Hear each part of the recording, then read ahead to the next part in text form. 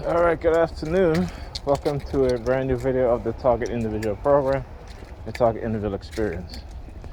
So, after last night with the psychological threat, I tell you I was talking to the friend that I grew up with, and he was flicking a knife in my face.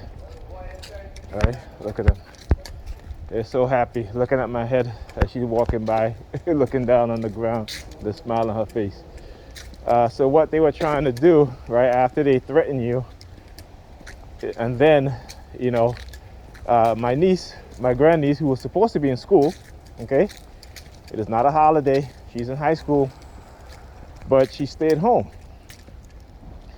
And the reason why they kept her home is that so that when I was getting ready, I gotta go pick up my daughter, so I'm running a little behind, a little late.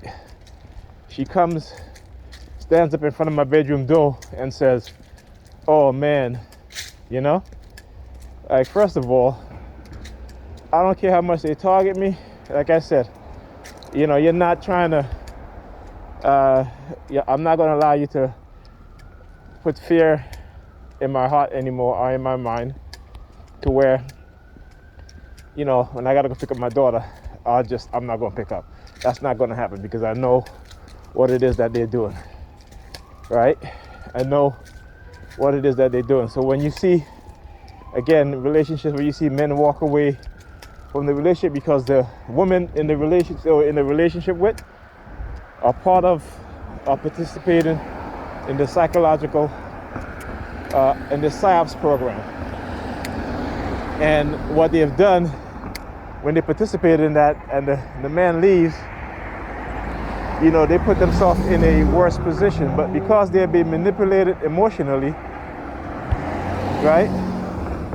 Because they're being manipulated emotionally, they don't really understand the negative consequences until much later. All right? So the fact that they've been targeting me so heavily lately, they're using Pam to target me so heavily lately, they've been hijacking the minds of my children to target me, that they think that I'm going to be so paranoid as to me not leaving, or as to me not leaving my house or my apartment to go pick up my daughter.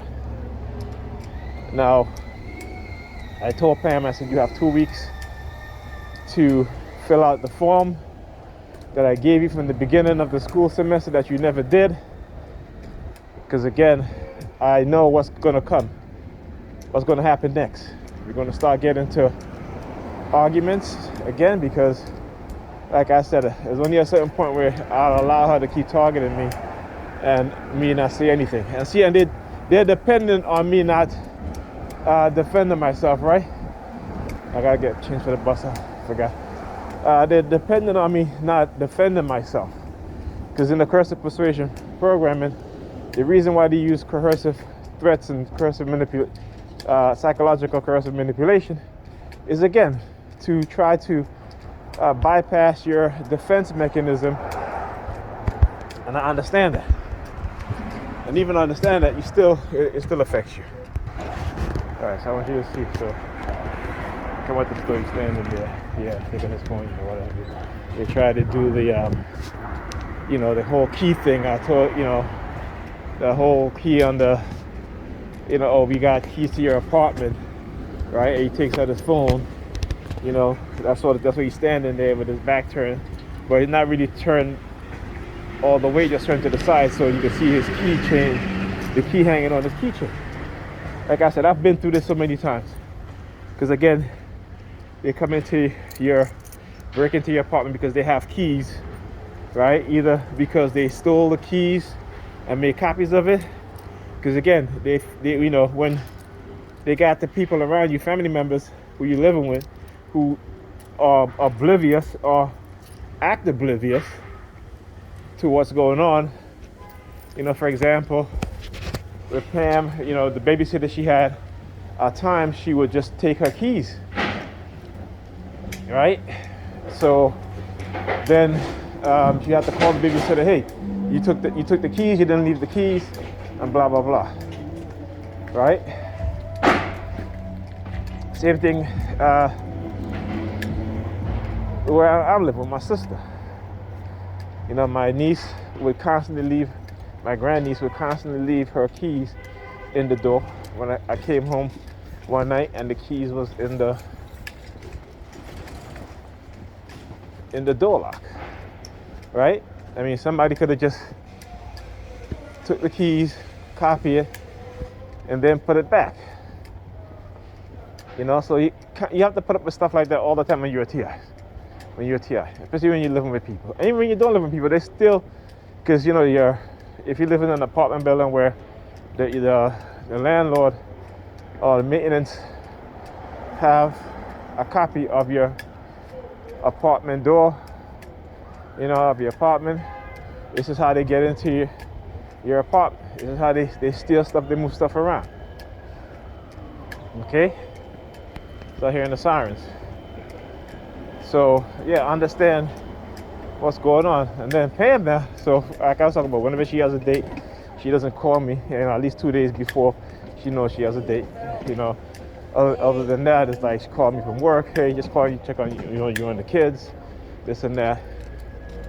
You know, whatever she has a date. Oh, can't hear from her, right? Then I guess after the day's over, you know, don't hear from her the Sunday. You know, don't hear from her the Monday. Okay, no, she was off with the kids on Tuesday. Wednesday, she's calling me. I didn't answer. She's sending me text. Hey, I called you. She wants you know that I'm at work and blah, blah. Didn't answer it. She texted me. I know. Texted her back. I was like, okay. That was it. Today she texted me. Just text you to let you know kids are where they're supposed to be, and I'm here at work. And I'm like, you know, I go through this. It's the same shit. The same, you know. I got to tell her. I said, you know, your pattern, right? I understand. I recognize your pattern of behavior, and I said to her, and you don't even understand, because again, that's how you're being programmed, right? I told her that is how you are being programmed. I had to catch the bus. I said, but you don't even understand it.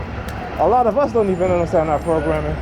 It isn't till when we see what's going on, when we awaken to it, then we'll see. So, you know, the way they've been talking to me so lately is to try to scare me and make me afraid. Like I said, they're gonna have to kill me. That's what they're gonna have to do. All right, simple as that. So as I'm walking in, these two dudes, they're coming to the bus now. One is wiping his eyes, like, you know, wiping away, so like he's crying or something. Motherfuckers.